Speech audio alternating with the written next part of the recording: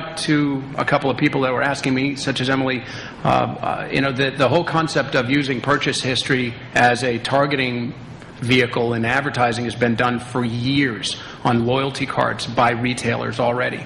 If I guarantee everybody in here has some kind of store loyalty card, whether it's from CVS or it's from Stop and Shop or whatever it might be. That's what that data, that's why you have the card. It's for advertising targeting, right? That's purely 100% what it is. So the whole concept of privacy and the potential for fraud and things along these lines, I guess fraud even expands that topic, but that whole concept doesn't have a whole lot of legs when you really look at leaving the actual PCI, or I should say PII, that personally identifiable information of our cardholders. If the cardholders' data remains behind the bank's firewall, it's as safe as it's ever been, right? And if offers appear, whether they're appearing inside the bank's webpage or out on a TV commercial, it's just an offer. And the consumer is now linking that offer to their card and going and redeeming that offer. This is an opportunity for the banks to actually find additional revenue from the assets they already have. And when you start to really dig down inside, it's more of a, oh my gosh, it's making us nervous that we're going to touch consumers, we're going to use our data for another way. And I'll touch on one more thing. But back in early 2000s, I launched an advertising vehicle that was very, very similar with the wireless carriers. And it was mobile advertising that appears on our mobile phones. Now, I got laughed at to the point where a guy from AT&T almost spit on me. He was laughing so hard in 2000 when I talked to him about putting ads on their mobile devices, and we're going to use the consumer's browse and phone activity as a targeting capability. They said that'll never happen. It's security. It's so much. We built the technology that kept all of that data inside the wireless carriers, and Verizon and T-Mobile worldwide. We launched this capability. It's so similar to what we're doing today. All of these companies, we're building a very similar technology, and it never blew up in that space. And they're very concerned, the wireless industry, about security of their cardholder, of their subscribers, data. And so when we come over and we look at the bank side and we say, okay, it's the same thing, we just need to leave that data behind the bank's firewall. The minute you have any kind of a breach there is where you run into problems. So I think it's more of, my opinion is, it's more of a scare. It's more of a let's be careful. I thought you were going to say that the phone executive had spit on you because you put an ad on his mobile phone. Yeah, no, those were the consumers that were spitting on us. But no, the phone executive doesn't work for AT&T anymore, by the way. What do the rest of you think about this, the risks? No, I think Tom's right. The biggest risk is misperception of what we're doing. And there has been some press that has clearly gotten it wrong, fundamentally because they don't understand. So the fact that the customer's data stays at the bank, it never goes to the advertiser, it's never floating out around on the web, is crucial. And when you get that message across, I think Tom's right. There's not that much more to be scared of beyond that, but that's a real concern because it's easy for people to misunderstand it. There is also, I think, sort of just a secondary kind of big brother feeling that people can get from this, and the example someone gave earlier of the retargeting. So when after you've been on the Amazon site looking at a book, and then 2 days later you go to Yahoo and you see an ad for that book, that can make people feel a little creepy. But I think that's more manageable as long as it's clear that the data is not going anyplace other than safe and secure behind the bank's firewall. That's right. I mean, the risk, right, is it's perception versus fact. We saw that with Durbin and other things, right? The facts didn't really matter once the press and other groups got spun up on it. So there's really two things that we constantly work at to sort of mitigate that risk, right? One is we've done with some of our bank partners extensive focus work, usually in San Francisco, because we sort of figure if we can get it approved and the San Francisco community doesn't fear this, they'll actually, that's sort of a good set, right, versus the rest of the country. And overwhelmingly, the feedback you get, and like almost a direct quote from customers, is the banks already have my data. Why aren't they doing this, right? So the customers, when they understand it, get it, if you can get the facts to them. The other strong data point that we see, at least in our business, is when we turn on banks, we turn on to the whole program, right? Every single user gets it. That ties back to that whole scale message of reaching everybody at once for the advertisers. Our opt-out rate across tens of millions of users is less than 2%. So that means, meaning we turn this on, right? Customers get it and they use it, and so that sort of reinforces that point. If you can get in front of sort of the fear mongering and some of the misperceptions. We just don't need card data in the way of name or card number, and if we do that as a group here, then we'll be successful, and there'll be no compromise for consumer or issuing bank. Yeah, I think standards, that's it. I think Ed brings up a great point, and we've chatted about it amongst ourselves here, is putting some standards in place, and those standards would require the vendors like us, folks like yourselves, and the merchants and the manufacturers. Putting together a group like that, putting standards in place, makes a lot of that burns down a lot of doors to to barriers to entry of getting brands enthusiastic about it, letting the financial institutions be comfortable that there are some standards in place, that there's a group doing this. So I think that's a big call to action for us collectively. I think that's actually a good transition point. We touched on this a little bit earlier, but so what are the adoption or the hurdles that still need to be cleared for broad adoption of these types of solutions? Consumer education. I think that, I think we'd all agree. Consumer education is a major part of what's going on. We don't go bank by bank. We are able to solve a solution or provide a solution right now for any cardholder across the United States. Anyways, we work with the banks as a consumer education partner.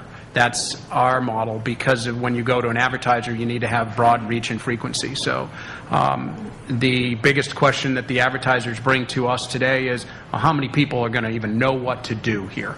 And so we have got a significant marketing and PR program that we've put in place, kicks off here in Q4, in fact.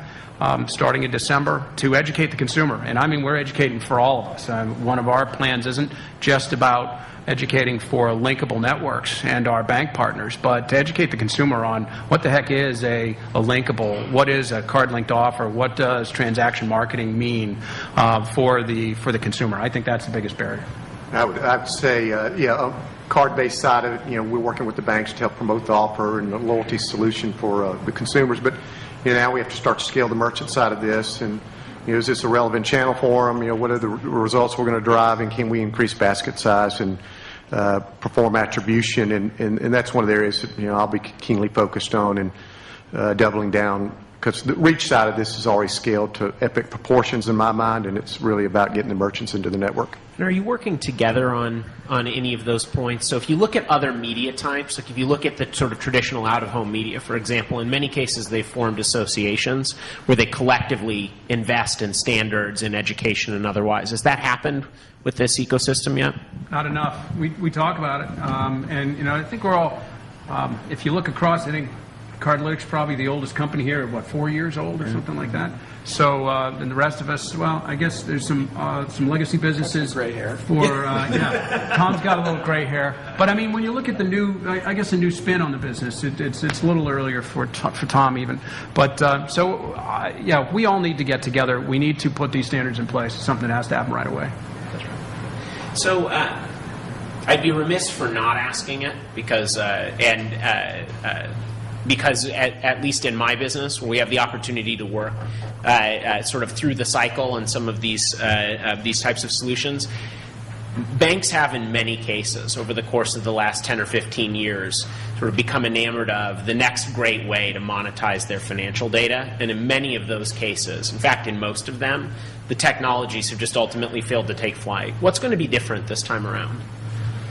I'll take a shot at that. The folks that we're dealing with mostly on the commercial banking side and on the card side are coming out of non-traditional payment services. So we're seeing the likes of PayPal and Google and mobile and innovation providers, and a lot of them wearing jeans and really innovative about what they're building within the banks. So I think there's not a lot of technology development going after Durbin and Dodd-Frank. The innovation departments seem to have gone away in a lot of the issuing banks and partners that we work with. But if you can bring a technology and a platform and it's enabling, I think there's a great opportunity to scale this. Innovation can come through partnerships of folks like at this table for the banks, and the folks that we deal with are thinking about this and chartered with scaling technology and reducing costs. I put it at two things. I think that we're in an instance, I guess, a technology evolution that new media has made it easier for us to all communicate. So when a new feature, a new opportunity, a new functionality comes out, whether it's in banking or it's on a mobile device, or it's the latest, greatest news that's going to go out, we have mobile and we have social, and that helps drive the functionality of a new feature, such as what we're talking about. That ability for a bank to provide a new feature to their cardholder is now going to grow very quickly, because one cardholder is going to tell another cardholder, it's going to tell another one, and it grows very. We put out a press release the other day just talking about a relationship that we have with WPP, and it was not supposed to go to consumers. It was all about just announcing in the media space what we were up to and how we were launching with them. And that news somehow got onto some consumer blogs, and our engineering team came running into me and said, "What the heck did you do?" And I said, "I don't do anything. I didn't touch it." And what happened was we had an incredible spike in consumers registering, because it got on to got on one blog, which then it got transferred to another blog, then it got transferred. We have listening posts where we watch what happens out there, and it just grew. So that's one thing. The other thing is consumers are demanding it, right? So the economy drives that. We all know that. Consumers are demanding to get some kind of a way to save money.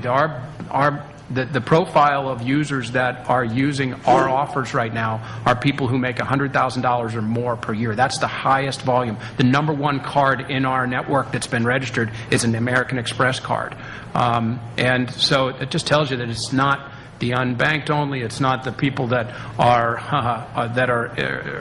struggling financially. It's everybody. Everybody wants to save money. So I think those things drive this to make it so that whether the technology falls on its face or not, it's going to be fixed, and it'll keep going because consumer demand will pull it out. And building off not only consumer demand, right? The banks have to make this work, right? There's I think if you backed up 3 or 4 years ago, the banks thought this was interesting. They were thinking about it, and then, the revenue picture changed, especially in debit, and suddenly now people have a really big hole to fill and are very motivated, both from the from the top of the organization to sort of look for new revenue sources, look for new things. So that really has created that thing. The second part of that, right, on the technology is an easy customer experience. I mean, we all have different sort of spins on it, but ultimately, if you make it very easy for the consumer to see the relevant offer, to engage with that offer, and then get the reward, the technology will sort of, I'll call it, somewhat take care of itself, and not to minimize what the folks in the back office do, but it takes care of itself. And so we see that when we deploy across online banking, email, mobile, all the channels that we're across, right? It's very easy. Customers see it, they get it, and they start to interact with it right away, and so that kind of simplifies the equation. I think, Tom Beecher, it was you who mentioned Google Wallet in some of your opening remarks. How big a threat is Google Wallet, not only to companies like yours, but to banks in general? Yeah, I think in general, the type of innovation, as Ed was kind of alluding to a minute ago, exemplified by Google Wallet, but by no means is it only Google Wallet, is a pretty substantial threat, I think, to card issuers.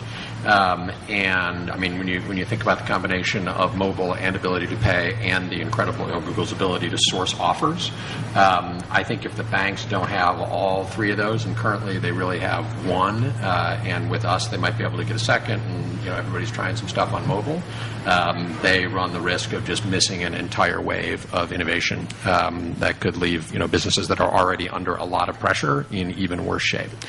So I think that entire wave of new things coming down the pike is a real threat to the banks. I think it's if they embrace it, I think it's an opportunity. But if they don't, there's a real risk they get run over. Mobile wallets. I come from the mobile space a little bit. I mentioned it's not a sign of it's a sign of consumer change, right? If mobile wallets are going to take off, if it's actually going to be the next great thing for us as consumers to use, then it's going to require us as consumers to want to use it.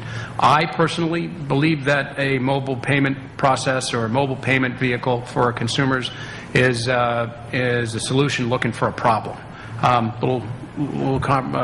Controversial statement maybe there, but so if you've got a consumer that is looking at a mobile wallet as a new feature to having my existing wallet and the cards I'm carrying around, then I better have a good reason to use it. Is it security? Yeah, maybe. Is that really important to me? I don't know. Saving money has been what we're hearing.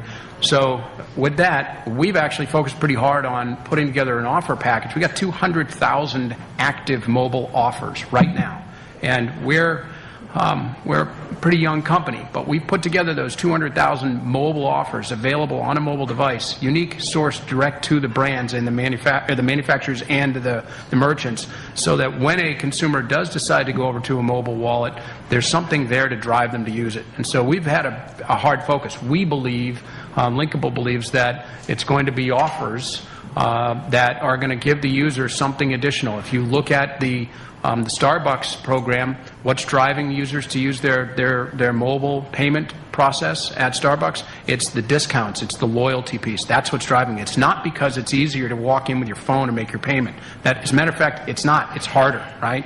But it is better because you're tracking my usage and you're giving me as a consumer something of a benefit to use this new piece. So that's our view. Yeah, I mean, we echo that same thought, right? It's still sort of the solution looking for a problem. The place that I think, personally, I think will be interesting to see, right, is does somebody like Google see, and we believe they will, see enough value sort of in the offers and being able to track back? Because if you think of Google today, right, they know they showed you an ad online, but they don't know if you actually went into the store and spent, right? So Google can get attribution on their offer, right? So that's sort of a weakness in their model. Google Wallet's a very big step for them to kind of fix that. What gets really interesting is, does Google make enough money off that they give away acquiring services? Do they say, hey, I'll process all your transactions for free if you'll put in my terminal? And that's where I think you'll start to see the first bit of disintermediation, and then we'll see how it kind of works its way up the ecosystem. But I really, everything we're seeing and hearing from merchants and stuff like that is it's going to be that merchant side where Google's going to strike first, or they're like PayPal, etc. Very helpful. I'll ask one more question, and then I think we'll move to Q&A. So we've talked a lot about the way that the ecosystem looks now, how it's evolving, how it's evolved. What's next? So what's coming next? And maybe Tom Beecher, we'll start with you, given that you have a kind of an interesting perspective, having some experience in that, whether it's in the merchant-funded awards arena or otherwise. Where do you see this industry going? So I actually feel like the path we're on, assuming that we don't let ourselves get derailed by privacy or something like that, is reasonably clear. I mean, I think the next big hurdle for us is consumer acceptance, and I actually think we're going to get there, partly because you've got now a bunch of companies like us and an awful lot of banks who are very motivated to do it. So I won't try and predict the next technology, but I think it's got more and more, and it's real consumer acceptance. For me, we're a content sourcing platform delivering, unique offers to consumers, and I think that scaling inventory through online search, as Jason mentioned, or through, mobile solutions, merchant offers. I think, lots going to happen in the loyalty space around conversion of points into in-store merchant offers, so that the liability for the issuing banks is diminished by taking what are points value and converting those to cash offers instant in real time. So, it's Friday night. It's what I do with my wife. I can go online and convert 230,000 points to $125 of redemption value at Morton Steakhouse, and that's cash value that's loaded on the card. So I think you'll see innovation around traditional and expansion of loyalty products into merchant solutions. I mean, our position, right, is what's next is sort of, it's a paradigm shift in the advertising world, right, how merchants spend money. So if you kind of back up 10 years ago, you think of Google and search, right, merchants and advertisers didn't have search departments and agencies that focus entirely on search because it didn't exist, right? And you just had direct mail and other, I'll call it inefficient media. Search comes in, and now you have literally, massive agencies that do nothing but that. You have merchants that have teams. Walmart has hundreds of people that think nothing about their search strategy and that type of business. We're sort of just starting to see that in our world, right? Of advertisers are starting to think about transaction marketing the same way, right? So we've seen in a large national account, right, where the person who used to work on direct mail is now sort of tasked to think about the strategy for this channel, right? And so you're going to sort of start to see, we believe, right, if we're successful collectively at executing, that's going to be the shift, right? It's going to be this change where advertisers and merchants will really think about this business, and it becomes 10% of their media spend, 7% of their media spend, which, as Ed mentioned, is a really big number. The only thing to add on to that is it's just a new feature for advertisers. And I think that if you're looking at what's next and where it's going, It's for the advertisers to understand how they can best deploy the ability for a consumer to link an offer to their card. Every single advertiser we talk to is interested. I have not been pushed out of a door by a brand or a merchant to date. Everybody wants to know, wow, that's cool, that's new. And what drives the advertising world is innovation. And so this is innovation. But now they've got to figure out how to use it, how to most effectively use it.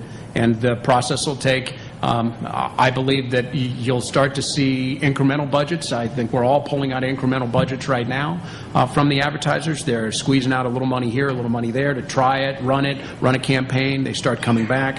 When you start to see a dedicated line item, as Jason mentions, we're about a year away from that, I would say, in my experience of building out innovation in advertising. But that's about a 2-year road, so we're halfway through that innovation road. And that's what's next, is the advertisers actually saying, here's a line item. I know I'm going to spend money on some form of a linkable offer here. And that's kind of what's, I think, is happening in the evolution on the advertiser side. Excellent. Thank you. Questions from the audience? In terms of international banks, what are we learning from them, or are we teaching them monetizing? Yes, so the question for the rest of the audience, in the event that you couldn't hear it, was what are we learning from or teaching to international banks on this topic? So I'm actually in the process of moving to London as we expand into that market, so I'll start right. But I think what we're seeing is kind of twofold. Most markets, and I'll call it a few exceptions, right, but most markets are sort of seeing what's happening in the U.S., seeing it happening, and the banks are very interested, right? They've seen the write-up about it. They've seen the adoption by big institutions of our solution, right? And so they're, in my opinion, 18 months behind the U.S. banks, generally speaking, but quickly learning and building off of the U.S. space. Now, there are some exceptions, some of the banks that we've touched, like in Singapore, and some of those markets where it's a very advanced solution, right? They're using augmented reality on the mobile app, and they're thinking about, how they've already got a local merchant base, and they're already starting to do some stuff. There's some really cool stuff on the web I can give you later, where some banks in Singapore are deploying offers in an augmented reality on the mobile app, and so those are areas where we can learn. But I think I'll call it the mass markets outside of the niche of like a Singapore, the UK, the Europe, right, India, China, Brazil, all those kind of areas, they're behind us, right? They're still in evolution. And then the message for those banks and what they're really appreciating is the mantra of scale, right? They recognize that they have to work with partners that are going to have meaningful scale, or it just won't be successful. Good. We a question that came through on one of the tweets, or it was asked at least twice, and then someone else did the equivalent of liking it. It looks like, is how does social commerce play into this space? Social is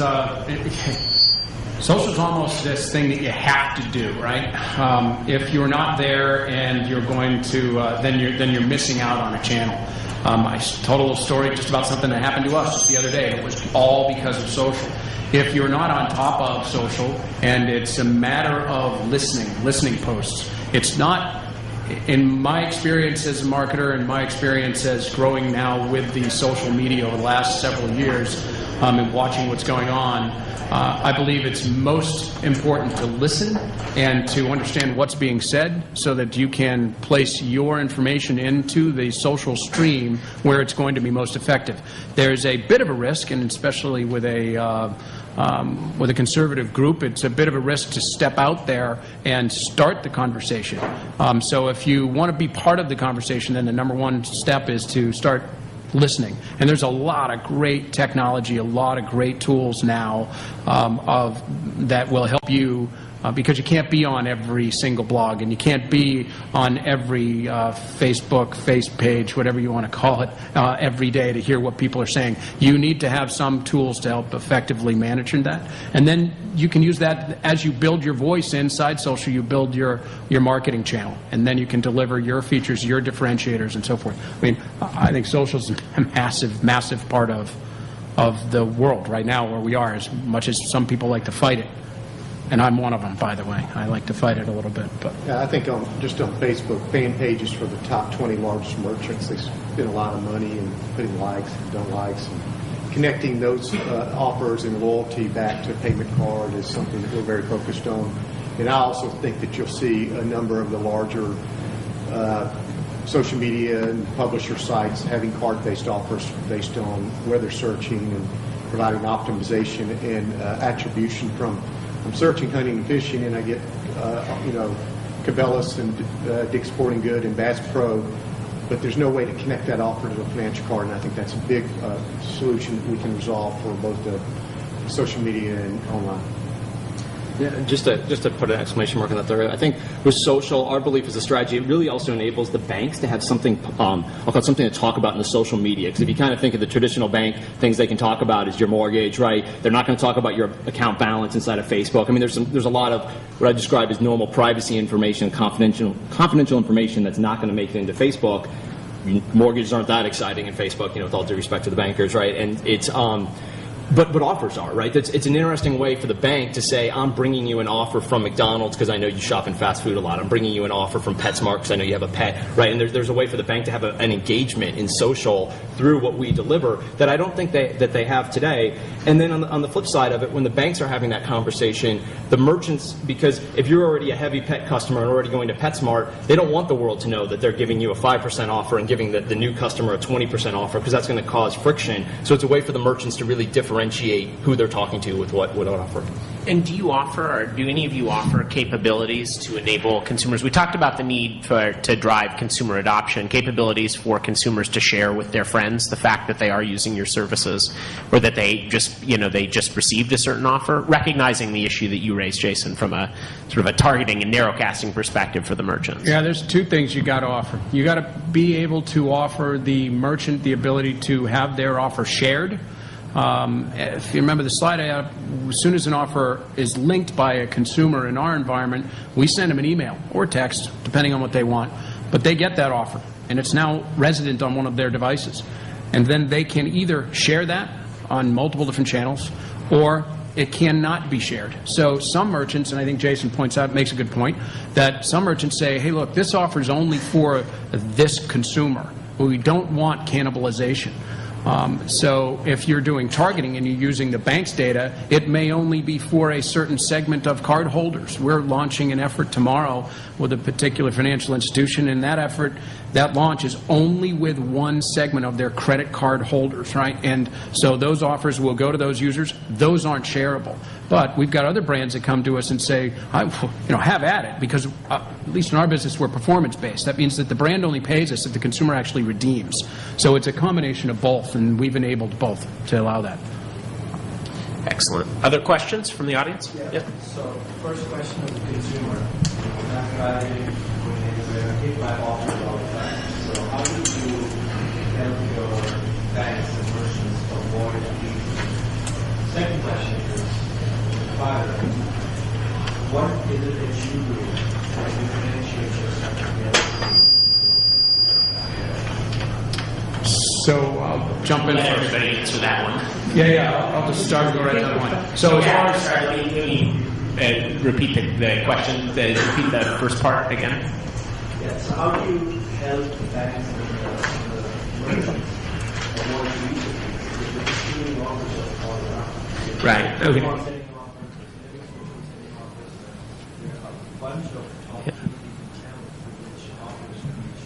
So part of it was, the first question from a consumer perspective was, how do you manage the noise, in effect, or the sort of the proliferation of offers and marketing channels?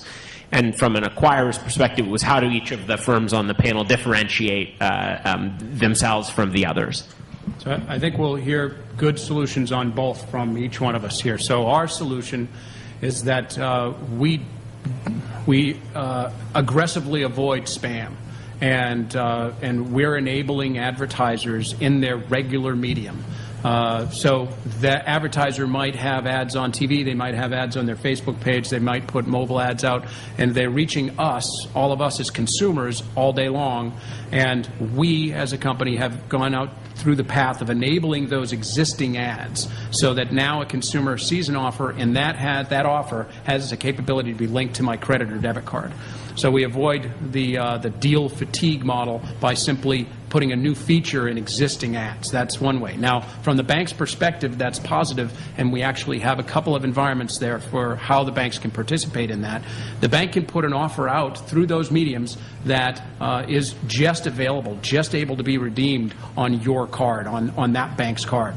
Or it could be that the offer is seen, the consumer interacts with that offer, and a bank can actually step up and say, if you use your XYZ card, you will get a better deal than if you use any other card. So there's a lot of opportunity for the bank to reach the consumer in places, and by the way, that is on the brand's dime, right? So the brand's buying the media, the brand's putting that out. So that's extremely big reach for the bank as a partner, a value-add partner. Now that's one big differentiator, so just jump to the next half. That's one big differentiator for us, I think, is because we're reaching into the outside world and we're enabling like that. The other is that, and I think you'll find other companies following down this path, is that is we do SKU level offers also. So that means that you're not just dealing with merchant level offers. You are also able to work with the manufacturers, the brands who are putting offers out. If you're talking about this vertical market having large growth, then you need to get to the branch. You need to get down to the manufacturers. So we currently have that solution, and we can solve for linkable offers at an item at the store. It's not easy to do. We're not doing it across the board at all retailers right now, but we can do it, and we can do it in grocery and at some specialty retailers. But that's the difference for us right now. Yeah, so I think the question on why the offers, right? It ultimately, it's relevancy, and I'll underline that with in-store, right? I mean, you sort of, I save the funny coupons that I get, right? The other one the other day I got was like some sort of colon thing, right? And I'm just like, 74% off colon. It doesn't matter if you were paying me to go, right? Like there's no relevancy to that, right? But you know what? I get offers from a variety of merchants, to the point earlier, everyday spend merchants, and they're in store, and I can't emphasize that enough, right? I mean, 93% of spend is in store. All of our offers, the merchants we work with, they're in store and online. And so, pick a merchant, right? But if you're active in coffee and you're getting an offer now from Starbucks, you're going to stop and take notice, right? That's actually relevant to you versus maybe the colon offer or whatever else is sort of coming through that day from the sort of the mass broadly offers that are just sort of thrown against the wall. And so for, just on numbers, right? We see 1 out of 2 customers in a bank account has engaged with our program. It kind of speaks to the relevancy that we're delivering. So then, you get into the question of differentiator. I go back to scale, right? Scale is what matters. Scale is the mantra, right? The other side behind scale is what we believe, right, is a focus on debit versus credit, unlike some of the other folks here have kind of gone down a little bit, maybe more the credit path. The reason we focused on debit so hard and have sort of some of the top, the 3 of the top 5 issuers in debit side, right, is that's where customers do their everyday spend. That's the card that most people pull out, right? It's also, and this is really important too, it's people log into their debit account and check their debit account with a high frequency. If you sort of look at like the propensity in credit, people log in once a month, they pay their bill. So it's harder to reach them.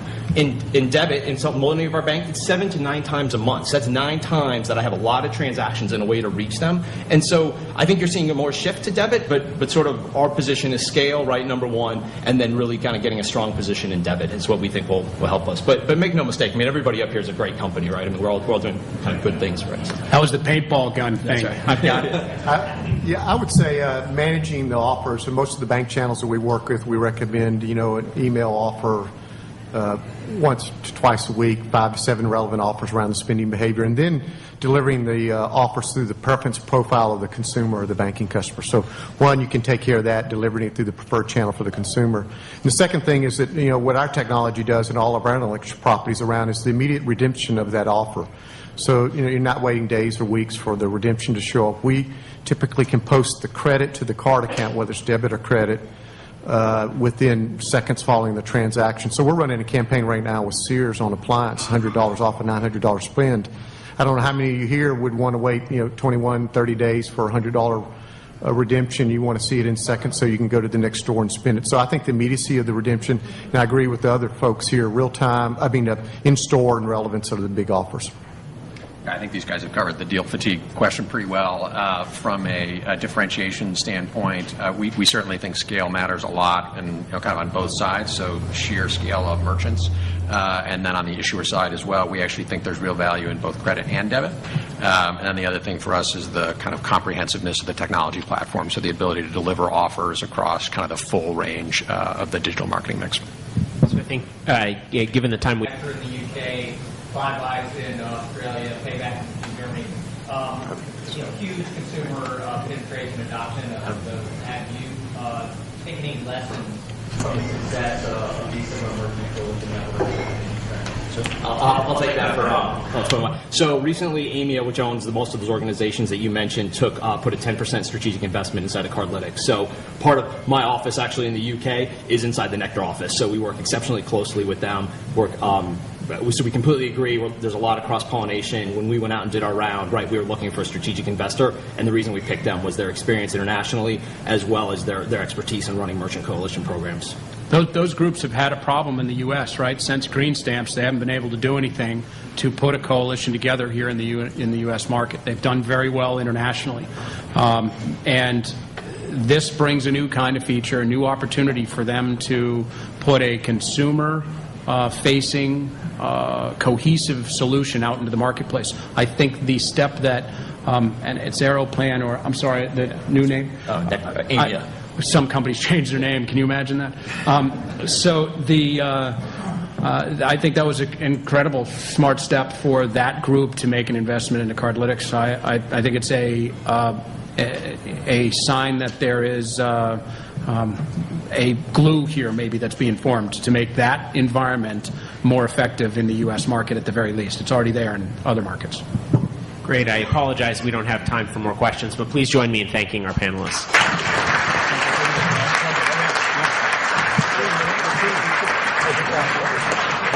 Thank you.